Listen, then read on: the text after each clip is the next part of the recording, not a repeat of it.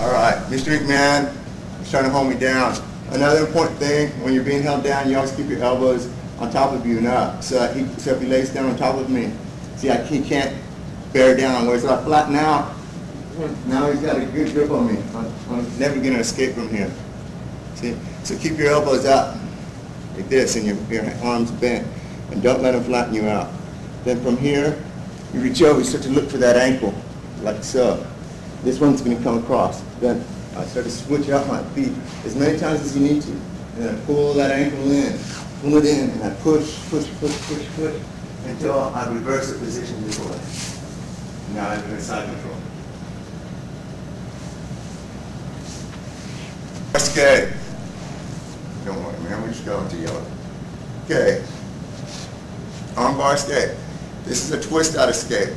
It is the most important one that you can do, that you could learn.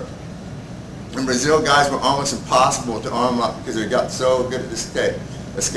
And it involves timing. I have to be able to throw this escape on before the guy has galvanized his position, before he locks into place. So Mr. McMahon is trying to do an arm lock to me. Has both legs over, right? And as he stretches, here, come down to the arm lock.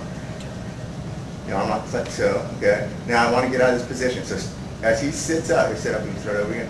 As he sits back, I just twist out this way. And I start walking around in a little circle like this. Come out this way. And I have it side control again. Again,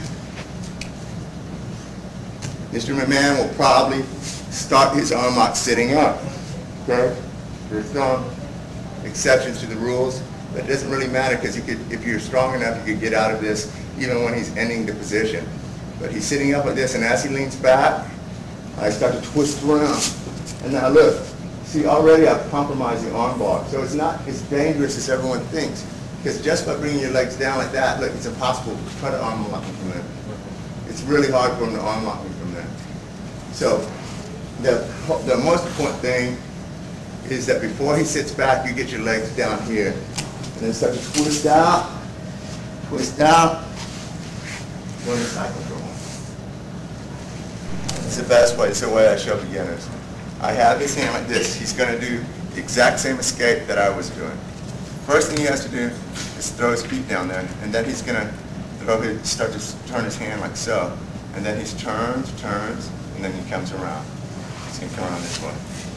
Again, a lot of times I'll be with beginners, I'll say just follow your hand. He has his thumb up, that's where you want to lock him. And then you start to turn, come around. That's the movement. Okay, the pendulum escape. It's very important to know the pendulum escape because a problem that I have and that you see a lot and that you have to watch out for is invariably a white belt who doesn't want to be tapped out will start to kick the guy in the head. And I think this is not technical jiu-jitsu. This is not the way you want to escape, to put your feet in the guy's face. And I think that if the beginners would learn and know this pendulum sweep, they could escape in a much more effective and much more clean manner. It's much more effective than trying to kick the guy away from me, which is always a problem when you're with young, competitive, athletic guys. So, Mr. McMahon has me in the arm lock. Okay? He hasn't unlatched my fingers yet. It's important when he starts to throw an arm lock on you, you want to grab your fingers like so. This is much more powerful than grabbing your lapel. Grab your fingers like this. All right? Then I'm going to create a pendulum with my feet. I'm going to start swinging back and forth as many times as I need to. And then when my feet swing into him, my elbow comes out, like so. Now he can't armbar me anymore because he's already got a hold of my wrist. And from here, you could do any kind of escape you want. Sit up. And I'll do it from this position too. Guy has me in an arm lock. Here, on the other side, grab my own fingers, swing my legs back and forth.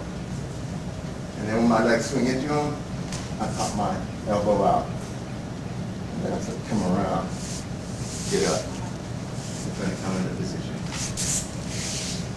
Very, very important escape. Of course, the best way to get out of arm locks is not to be put in it. That's why you have to develop offense. The first thing that we're going to discuss is the guillotine choke from the closed guard position. A lot of times people will be in your closed guard and they start to lean back. So what you want to do, sit up with them and go ahead and put this right hand on the ground, come around the head like so, grab your own wrist, and then come back.